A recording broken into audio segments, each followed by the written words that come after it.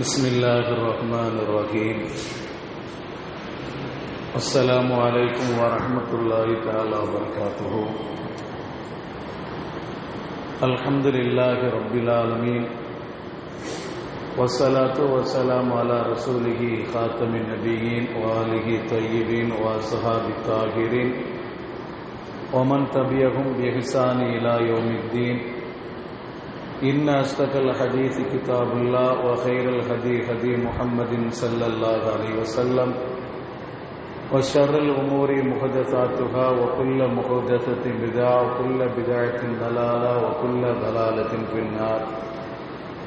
كلمتان خفيفتان على اللسان ثقيلتان في الميزان حبيبتان إلى الرحمن سبحان الله وبحمده سبحان الله العظيم.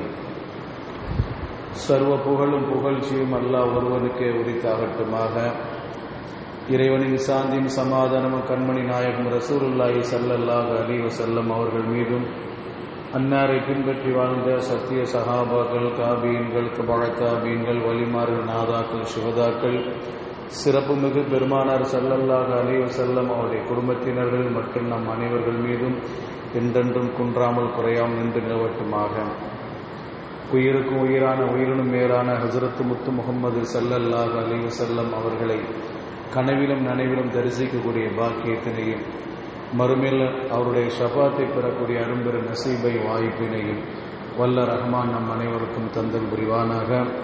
ஆமீன் ஆமீன் யா ரப்பல் ஆலமீன் வல்ஹம்துலில்லாஹி ரப்பில் ஆலமீன். قال الله سبحانه وتعالى في القرآن العظيم فانكحوا ما طاب لكم من النساء. பெண்களிலிருந்து உங்களுக்கு மனம் ஒப்பியவர்களை நீங்கள் திருமணம் முடித்துக் கொள்ளுங்கள் என்று அல்லாஹ் ரப்புல் ஆலமீன் திருமறையிலே சொல்லித் தருகின்றார். பொதுவாக எல்லா ஊர்களிலுமே ரமலானுக்கு ஒரு 3 மாசத்துக்கு முன்னாடி நிறைய நிக்காஹ் நடக்கும். ரமலானுக்கு முன்னாடி ஒரு 3 மாசத்துக்கு முன்னாடி பார்த்தீங்கன்னா நிறைய நிக்காஹ் நடக்கும். அந்த அடிப்படையில் நம்ம ஊர்லேயும் சில நிக்காஹ் நடக்க இருக்கிறது. அதனால நிக்காஹ் சம்பந்தமாக சில விஷயங்களை இந்த ஜும்மால நம்ம பார்க்கலாம். அல்லாஹ் ரப்புல் ஆலமீன் சொல்லி தருகிறான், உங்களுக்கு மனம் ஒப்பிய பெண்களிலிருந்து நீங்கள் மனம் முடித்துக் கொள்ளுங்கள், திருமணம் முடித்துக் கொள்ளுங்கள். ஹஜ்ரத் முத்து முஹம்மது ஸல்லல்லாஹு அலைஹி வஸல்லம் அவர்கள் சொல்வார்கள், துன்கஹுல் மர்அத்து, ஒரு பெண் திருமணம் முடிக்கப்படுகிறாள், 4 காரணத்துக்காக வேண்டி திருமணம் முடிக்கப்படுகிறாள். ஒன்னு லிமாலிகா வலி ஜமாலிகா வலி ஹசபிகா வலி தீனிகா ஃபல்ஃபர் பிதாத்தின் கரிபத் யதாக். ஒரு பெண் 4 காரணத்துக்காண்டி திருமணம் முடிக்கப்படுகிறாள். ஒன்னு அவருடைய அழகுக்காக வேண்டி திருமணம் முடிக்கப்படுகிறது. இன்னொன்னு வலி ஹசபிகா, அவருடைய குடும்ப பாரம்பரியத்துக்காக வேண்டி திருமணம் முடிக்கப்படுகிறது. இன்னொன்னு வலி நசபிகா வலி ஹசபிகா, அவளுடைய அழகுக்காண்டி திருமணம் முடிக்கப்படுகிறது. ஃபல்ஃபர் பிதாத்தின், இன்னொன்னு மார்க்கத்துக்காக வேண்டி திருமணம் முடிக்கப்படுகிறது. அவளோட இருக்கின்ற மார்க்க பற்றுக்காண்டி திருமணம் முடிக்கப்படுகிறது. ரசூலுல்லாஹி ஸல்லல்லாஹு அலைஹி வஸல்லம் கடைசியா சொல்வார்கள், ஃபல்ஃபர் பிதாத்தின், மார்க்கப்பட்டுள்ள பெண்ணை நீங்கள் தேர்ந்தெடுத்து வாழ்க்கையில் வெற்றி பெறுங்கள். அப்படி நீங்கள் ஒரு மார்க்கப்பட்டுள்ள பெண்ணை தேடி நீங்கள் மனம் முடிக்கவில்லை என்று சொன்னால் ஹரிபத் யதாக்க, உங்களுடைய 2 கை நாசம் அடையட்டுமாக. அப்போ ஒரு பெண்ணு இன்னைக்கு ஒரு ஆண் மகனுக்கு வரனை தேடுவதாக இருந்தாலும் சரி, அல்ல ஒரு பெண் பிள்ளைக்கு வரனை தேடுவதாக இருந்தாலும் சரி, சமுதாயத்தில் நம்ம விட ஒரு செல்வாக்குல உயர்ந்த இடத்த நம்ம பார்க்கிறாங்க.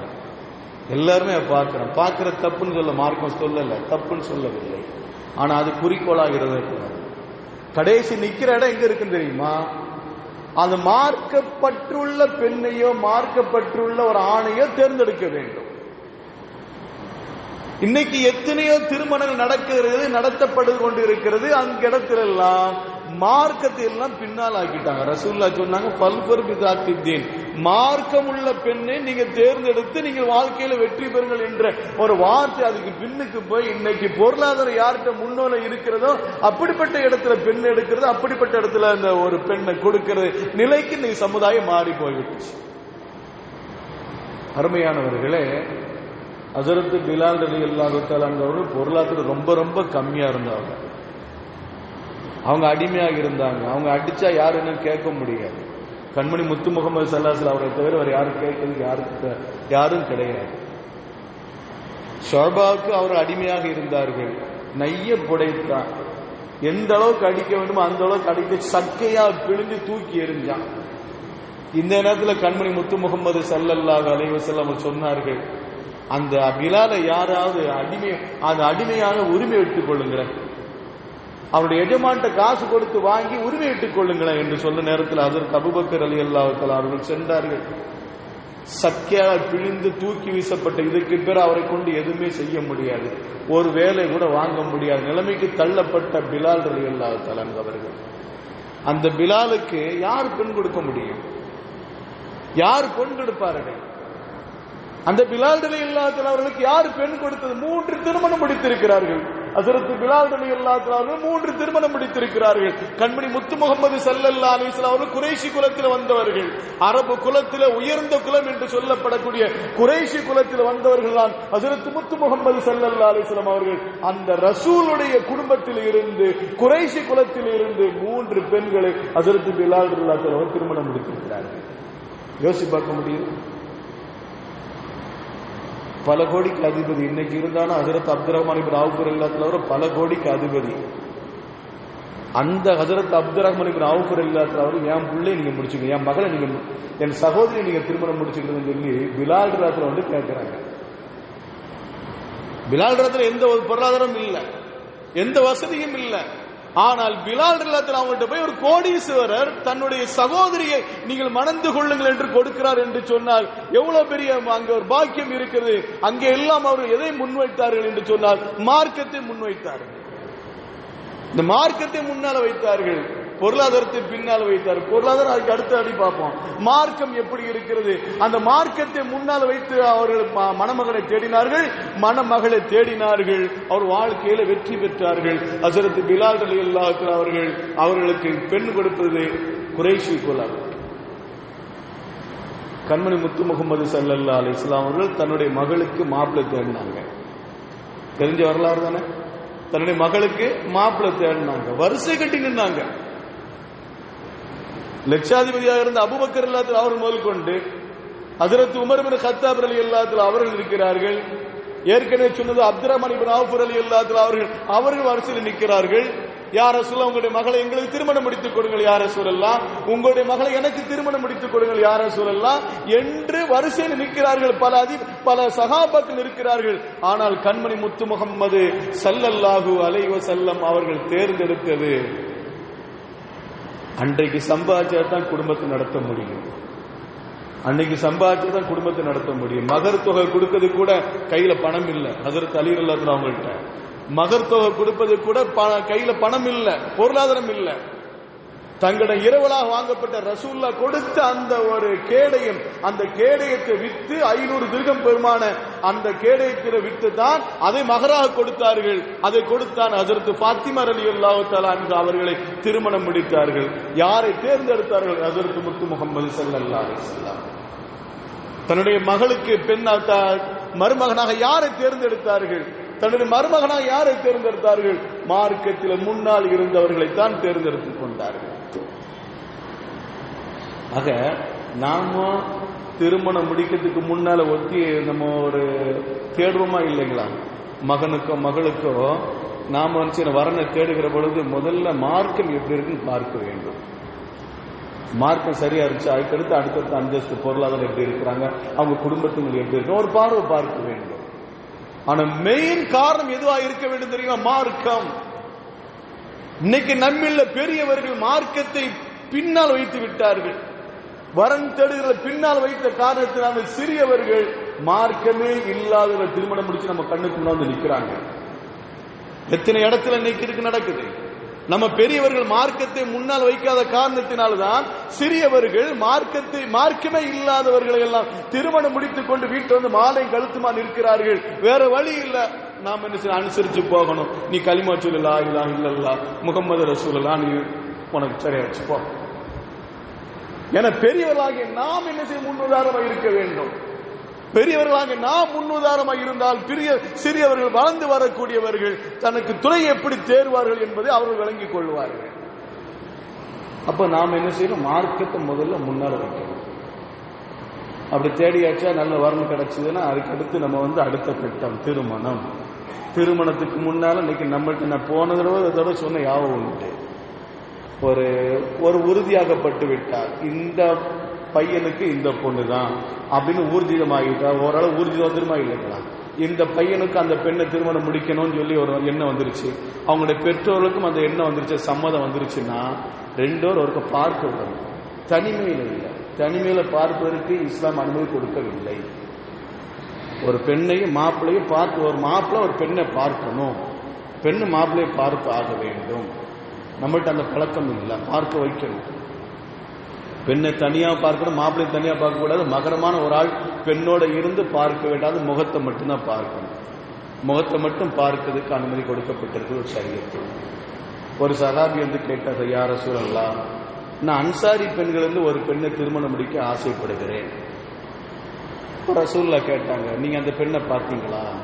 நான் பார்க்கல யா ரசூலல்லாஹ். பார்த்துக் கொள்ளுங்கள், முதல்ல அந்த பெண்ணை நீங்க பார்த்துக் கொள்ளுங்கள் என்று சொன்னார். ஹஜ்ரத் முகீரா ரலியல்லாஹு தஆலா அன்ஹு அவர்கள் ரசூலுல்லாஹ்ட்ட சொன்னாங்க, யா ரசூலல்லாஹ், நான் ஒரு பெண்ணை திருமணம் முடிக்க ஆசைப்படுகிறேன், அந்த பெண்ணை திருமணம் முடிக்க ஆசைப்படுகிறேன் என்று சொன்னார்கள். அப்ப ஹஜ்ரத் முத்து முகமது ஸல்லல்லாஹு அலைஹி வஸல்லம் கேட்டாங்க, அந்த பெண்ணை நீங்க பார்த்துட்டீங்களா? நீங்க யாரை திருமணம் முடிக்க போறோம் அந்த பெண்ணை நீங்க பார்த்துட்டீங்களா? இல்ல பார்க்கல. நீங்க பார்த்துக் கொள்ளுங்கள், அது உங்களுக்கு மத்தியில் இணைப்பை அதிகமாக்கும், உங்களுக்கு மத்தியில் நட்பை அதிகமாக்கும், ஆனால் அந்த பெண்ணை நீங்கள் பார்த்துக் கொள்ளுங்கள் என்று சொன்னார்கள்.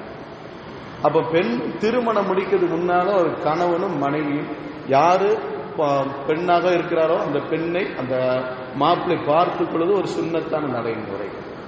அதற்கு பிறகு நாம திருமணத்தில் கலந்து கொள்வோம், திருமணத்துக்கு நாம தயாரா இருக்கிறோம். இந்த திருமணத்தில் மூலதாரம் மகர், மகர் தொகை கொடுக்க வேண்டும். இன்னைக்கு நம்மிடத்துல மகர் எப்படி இருக்கு தெரியுமா? இன்னைக்கு நம்மிடத்துல மகர் எப்படி இருக்கிறது? 100 பவுன் வாங்குறது, அதுல 20 பவுன் கொடுக்கிறது. மாப்பிள்ள 100 பவுன் வாங்கிக்கிடுவான், அதுல இருந்து 5ல் ஒரு பகுதி மகரா கொடுக்கிறது. இதான் மகரு. 200 பவுன் கொடுத்தா 40 கிராம் 40 பவுன் என்ன செய்யறது? 200 பவுன் கொடுத்தா 40 பவுன் மகரா வைக்கிறாரு. நீ அங்க வாங்கி இங்க வைக்கிற என்ன இருக்குது?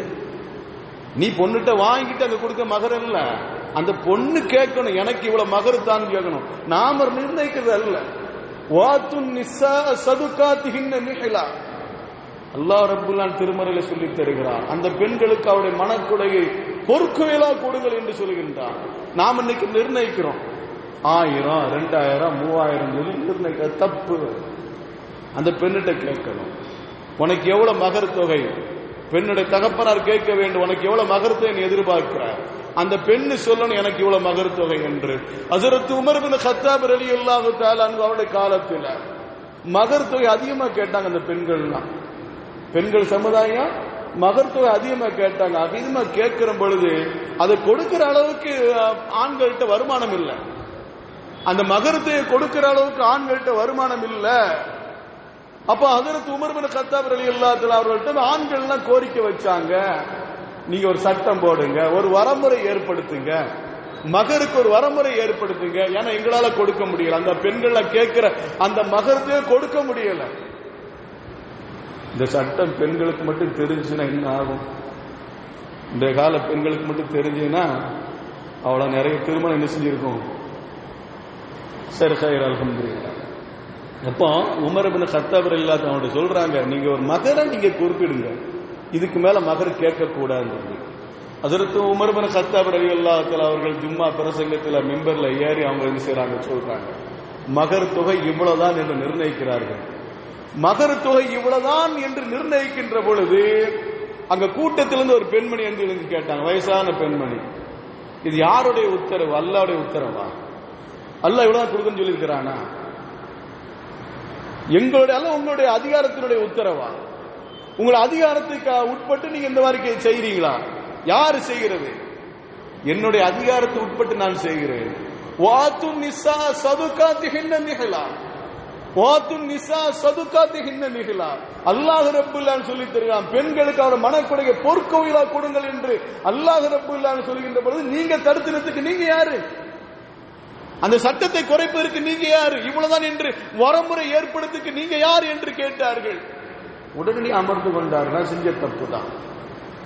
அந்த பெண்மணி எடுத்து மட்டும் இல்லை என்று சொன்னால் இந்த உமர் வழிகட்டு போய்விடுவான் என்று சொன்னார்கள் ஹஸரத் உமர் இப்னு கத்தாப் ரலியல்லாஹு தஆலா. அப்ப மகர் தொகை அந்த பெண்கள் சொல்லணும். நாம சொல்ற மாதிரி 100 வாங்கிட்டு 20 கொடுக்கறதும் அது மகர் தொகை அல்ல. மகர் தொகை அந்த பெண்கள் நிர்ணயிக்க வேண்டும். அந்த மகர் தொகை எந்த அளவுக்கு, எப்படி அந்த பெண் எதை விரும்பினாலும் மகர் தொகை தான். அந்த பெண் ஒரு வீட்டு எழுதி கேட்குது, கொடுத்துதான் ஆகணும். ஒரு காரு கேட்டு கொடுத்தாகணும். அல்ல எனக்கு நான் வேலைக்கு அங்கே போயிட்டு வரேன், எனக்கு ஒரு 2 வீலர் வாங்கி தானே கொடுத்தாகணும். மகர் தொகை எது கேட்டாலும் சரி, சின்னதை கேட்டாலும் சரி, பெருசை கேட்டாலும் சரி, மகர் தொகை நிர்ணயிக்கப்பட்டது அந்த பெண் தான் நிர்ணயிக்கவே தவிர நாமெல்லாம் கூடி நின்று உட்கார்ந்து என்ன செய்யணும், மகர் தொகை என்ன செய்ய நிர்ணயிக்க கூடாது. இதற்கு உம்மு சுலைம் ரலியல்லாஹு வரலாறு நமக்கு தெரியுமா இல்லைங்களா? அபூ தல்ஹா ரலியல்லாஹு தஆலா அன்ஹு அவர்கள் உம்மு சுலைம் ரலியல்லாஹு அவர்கிட்ட போய் பெண்ணு கேட்கிறாங்க, உங்களை நான் திருமணம் முடிக்க ஆசைப்படுகிறேன், உங்களை நான் திருமணம் முடிக்க ஆசைப்படுறேன். அந்த அம்மா தலாக் விடப்பட்ட அம்மா, அவங்க ஏற்கனவே திருமணம் முடிஞ்சிருக்கு. அந்த திருமணம் கணவர் இறந்து போயிட்டாரு. அந்த பெண்மணி வாழாம இருக்குது. அப்ப 2வது திருமணம் முடிக்கிறதுக்கான அந்த அம்மாட்ட நேரடியா போய் அபூ தல்ஹா ரலியல்லாஹு அவர்கள் கேட்கிறாங்க. அப்ப அவங்க இஸ்லாத்துக்கு வரல. அபூ தல்ஹா ரலியல்லாஹு இஸ்லாத்துக்கு வரல. அவங்க போய் கேட்கிறாங்க, உங்களை திருமணம் முடிப்பதற்கு நான் ஆசைப்படுகிறேன்.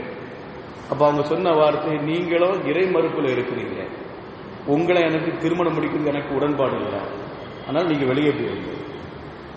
மறுபடியும் வந்தாங்க அபூ தல்ஹா ரலியல்லாஹு தஆலா 2 பை நிறைய, ஒரு பையில தங்கமும் இன்னொரு பையில வெள்ளியும் 2 எடுத்துக்கொண்டு வராங்க. இந்த 2 பையும் உங்களுக்கு தந்துருத, நீங்க இஸ்லாத்து நான் உங்களை திருமணம் முடிக்கிறேன், உங்களை நான் திருமணம் முடிக்கிறேன், இந்த 2 உங்களுக்கு மகரா தாரன்னு சொல்றாங்க. இல்ல இல்ல, நம்ம 2 பேருக்கு மத்தியில திருமண உறவு என்று சொல்லும்படி ஆகாது, ஏன்னா நீங்க இறை மறுப்பு, நான் ஈமான்ல இருக்கிறேன்.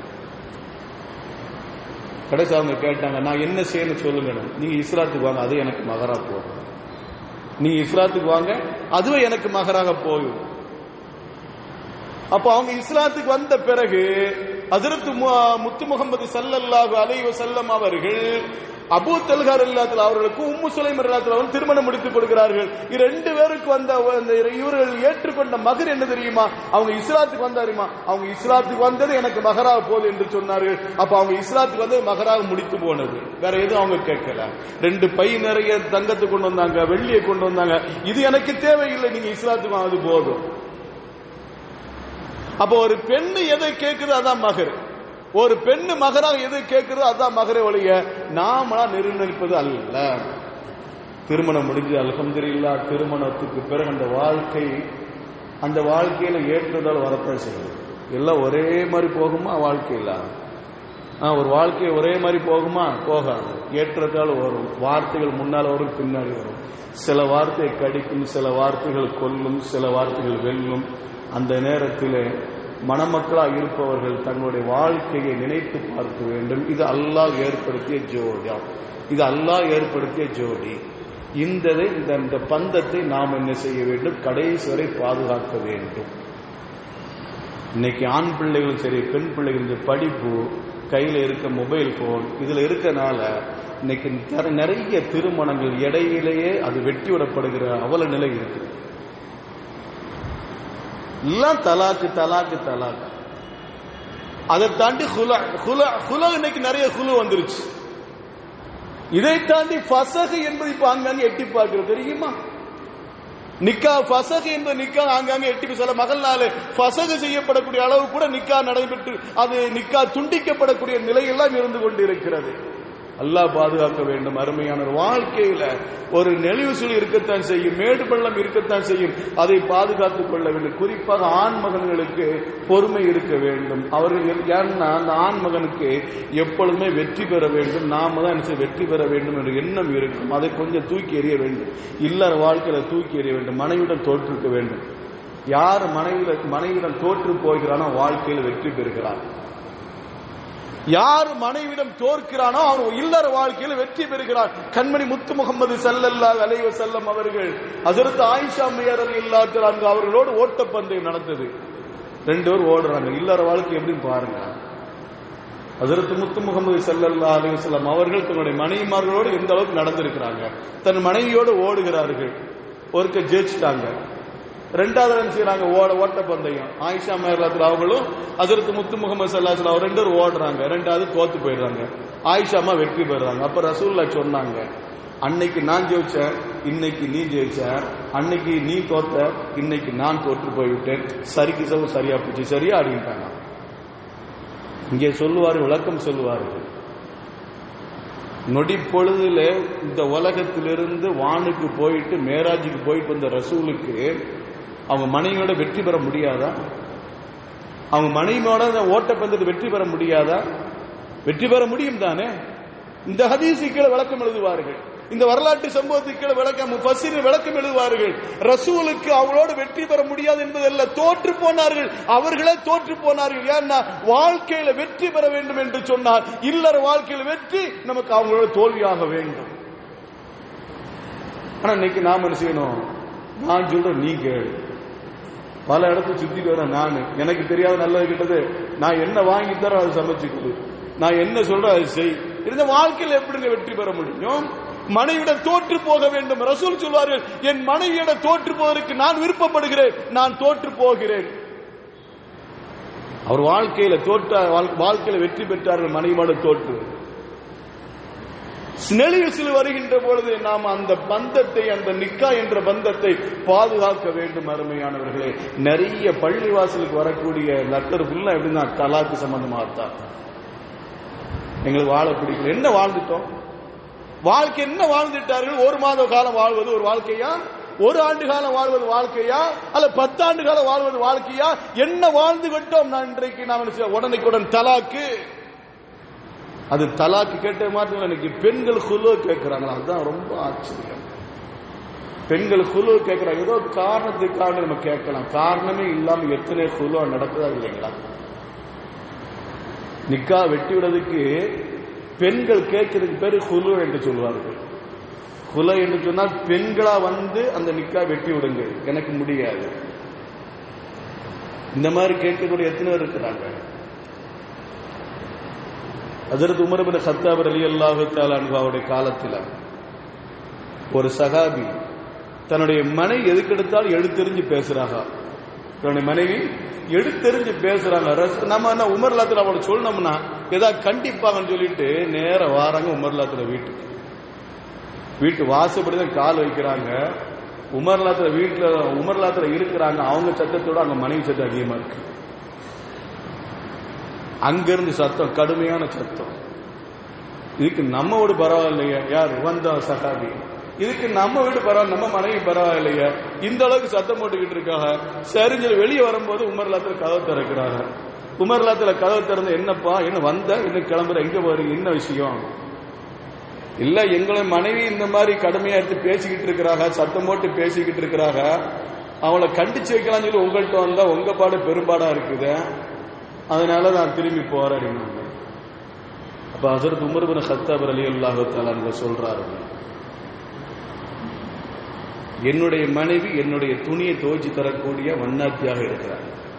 சொன்ன வார்த்தை உமர் இப்னு கத்தாப் ரலியல்லாஹு தஆலா சொன்ன வார்த்தை, என்னுடைய மனைவி என்னுடைய துணியை, என் மகனுடைய துணி, பிள்ளைகளுடைய துணியை துவைச்சு தரக்க வண்ணாத்தியாக இருக்கிறார். என்னுடைய மனைவி எனக்கும் என்னுடைய பிள்ளைகளுக்கும் உணவை தயாரிக்கிற சமையல்காரியா இருக்கிறார். என்னுடைய மனைவி என்னுடைய பிள்ளைகளுக்கு சுத்தம் செஞ்சு அவர்களுடைய தூய்மைப்படுத்தி தரக்கூடிய ஒரு ஆயாவாக வேலை பார்க்கிறார். இவ்வளவு பொறுப்புக்கு மத்தியில் அவர் பேசுகின்ற பொழுது நான் என்ன செய்கிறேன், அமைந்து போய்விடுகிறேன். என்னுடைய கோபத்தை நான் கட்டுப்படுத்துகின்றேன்.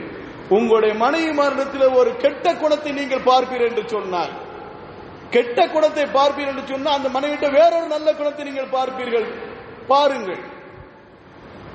ஹஜ்ரத் உமர் இப்னு கத்தாப் ரலியல்லாஹு தஆலா அன்ஹு சொன்னார், இன்னைக்கு நம்முடைய எது வேணாலும் சரி, நாம என்ன நினைக்கிறோம் அதான் நம்ம வீட்டில் நடக்கணும், நான் என்ன நினைக்கிறோம் அதான் என் வீட்டில் செய்யணும். அப்படி நினைச்சா நடக்குமா அந்த குடும்ப வாழ்க்கை? அந்த குடும்பம் சிறக்குமா?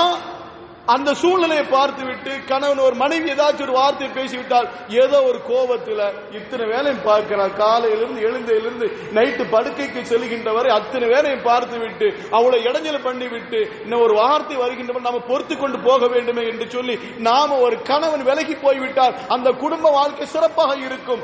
அவன் கேட்கிற பொழுது நீ எப்படி என்னை பார்த்து இந்த வார்த்தையை பேசலாம், எப்படி இந்த வார்த்தை நீ சொல்லலாம் என்று பேசுகின்ற பொழுதுதான் அவளுக்கு கோபத்துக்கு மேல கோபம் ஏற்பட்டு அத்திரி அந்த அங்க அந்த நிக்காக வெட்டிவிடக்கூடிய அளவுக்கு மாறி போகிறது. அருமையான அல்லாஹ் நல்லடியார்கள், குடும்ப வாழ்க்கையை நாம் பாதுகாக்க வேண்டும். அல்லாஹ் நம்மகிட்ட கொடுத்த மாபெரும் பொக்கிஷம் தான் குடும்ப வாழ்க்கை, இல்லற வாழ்க்கை. அந்த இல்லற வாழ்க்கை நாம் நினைச்சிட்டோம். அதனாலதான் அல்லாஹ்வுடைய தூதர் ஹஜ்ரத் முத்து முகமது ஸல்லல்லாஹு அலைஹி வஸல்லம் சொன்னார்கள், அந்நிக்காஹு மின் சுன்னத்தி என்று சொன்னார்கள். நிக்கா என்னுடைய வழிமுறை என்று சொன்னார்கள். அது இபாதத்தை சார்ந்தது. நிக்கா என்பது இபாதத்தை சார்ந்தது, வணக்கத்தை சார்ந்தது, சாதாரண காரியம் அல்ல. மற்றவர்கள் சடங்கு என்று சொல்லலாம், திருமணம் என்பது சடங்காக எடுத்துக்கொள்ளலாம். ஆனா இஸ்லாம் சொல்லும் அது ஒரு வணக்க வழிய நெறிமுறை. நிக்கா என்பது வணக்க நெறிமுறை, அது ஒரு இபாதத்து, அது ரசூலுடைய சுன்னத்து என்று சுன்னத்தோடு நமக்கு இணைத்து தருகின்றது. அந்த நிக்காவை நாம் பேண வேண்டும், அந்த நிக்காவை நாம் பாதுகாக்க வேண்டும். கொஞ்சம் நினைச்சு பாருங்க, கண்மணி முத்து முகமது ஸல்லல்லாஹு அலைஹி வஸல்லம் அவர் ஹயாத்தோட இருக்கிற பொழுது 3 லட்சத்துக்கு மேற்பட்ட சஹாபாக்கள் இருந்தார்கள். எத்தனை பேர் குடும்பஸ்தனாக இருந்தார்கள்.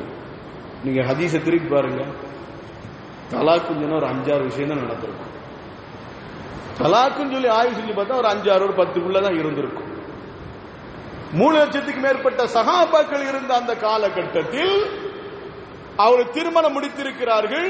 நீங்க திருப்பி ஹதீஸ பார்த்தாலும் ஒரு 10 ஹதீஸ், ஒரு 10 விஷயம் தான் திருப்பி வரும். தலாக்குன்னு சொல்லி திருப்பி வருமே தவிர ஒரு சம்பந்தப்பட்ட சஹாபிகள் இன்னொரு சம்பந்தப்பட்ட சஹாபிகள் இப்படித்தான் ஒரு 10 சஹாபாக்களுடைய வாழ்க்கை வரலாறு தான் ஏதோ ஒரு இடத்துல அவர்கள் நிக்காக வெட்டிவிடக்கூடிய அளவுக்கு நடந்து கொண்டிருக்கிறது அப்படின்னு சொல்லி பல ஹதீஸ்கள் பார்க்கலாம்.